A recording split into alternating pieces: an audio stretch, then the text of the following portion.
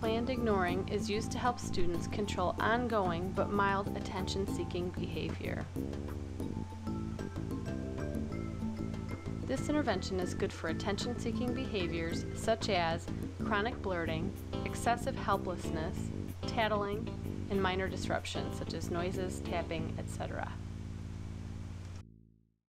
Okay, during our teacher instruction time, remember we're going to go over our expectations real quick because you know all these, you guys.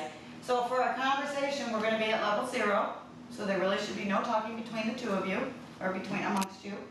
If you need help, you're going to raise your hand, wait till you're called on, and then ask whatever question you have. The activity, we're going to be active listeners, and I'm also going to be expecting you to take some notes. Okay, I don't think so. Oh, okay, just a second. Here you go, hon. Thank you. Raise your hand next time, okay? Okay. Alrighty. Let's see. For movement, I want you to all be staying in your seat, but if you need to get out of your seat, just raise your hand and ask permission. Wait till you're called on. And then last, for participation, you're going to be responding to some of my questions, and I want you to be thinking about questions to ask me along the way. I don't have a book. You don't have, oh, you know what? Use one of mine back there, okay? Thanks. Okay, is everybody ready? All right, let's turn. We're on page 18. You'll notice on page 18, there's a whole bunch of pictures of different types of, I would call them like school supplies. Miss Payne, I can't find it.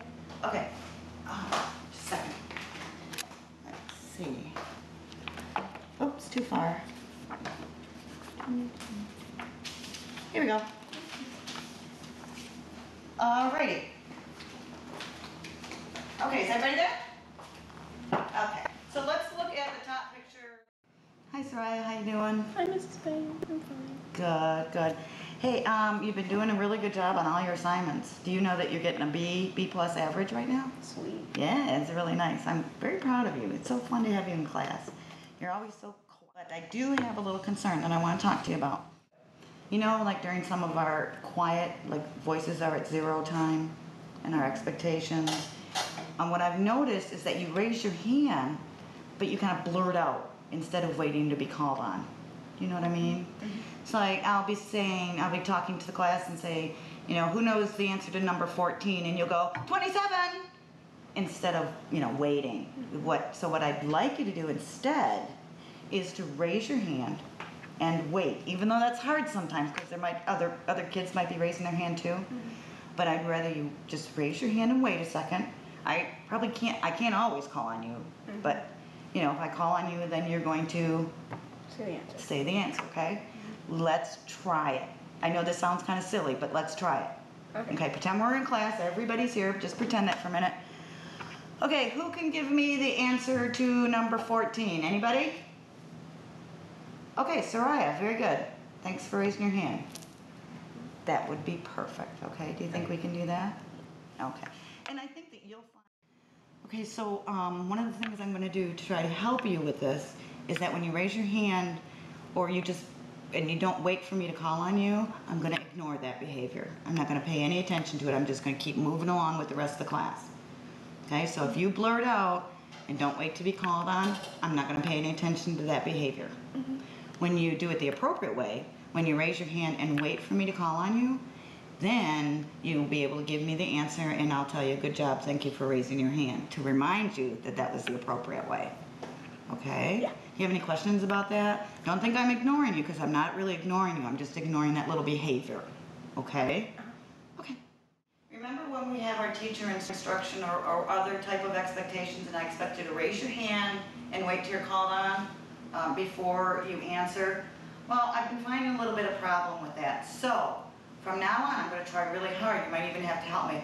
But if you blurt out an answer, I'm going to ignore that behavior. Okay? I'm not going to pay any attention to it. I'm not going to tell you if you're right or you're wrong, or I'm not going to yell at you. Nothing. Just ignore it. When you do it the right way, when you raise your hand and wait for me to call on you, then you'll hear from me, that's the right answer, thank you for raising your hand. That's not. Let's go move on to number 14 then. I have a pencil. Okay, number 14. Can anybody give me the answer to number 14? I don't have a pencil. Emily, do you know number 14? Noun. It's a noun. Very good. Thank you. I don't have a pencil. All right, let's go on to number 15. How about 15? What did you get for 15? All right, you had your quiz yesterday, and it should be still on your desk, because I just passed it out. What's the answer to number 13? Soraya? 23. 23, thank you. Excellent. Great raising your hand. When the attention-seeking behavior ceases, give the student attention.